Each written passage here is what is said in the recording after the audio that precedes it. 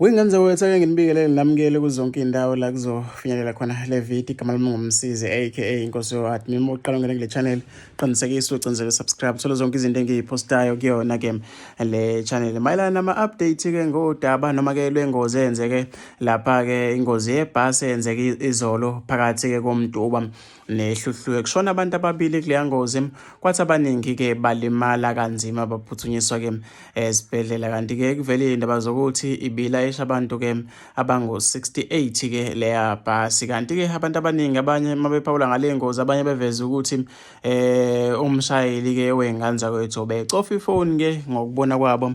Abanye-ke noma-ke abanye esikhulume nabo abasinde-ke kuleya ngozi enyandisa-ke igazi njengoba ibhasi ligcine-ke liginqeke kabuhlungu kanje. Wey'ngane zakwethu zindaba-ke lezi ezibuhlungu kakhulu ezenzeke izolo. Kanti lapha ku-N2-ke zilokhu zivele njalo iy'ngozi kulowa mgwaqo-ke u-N2.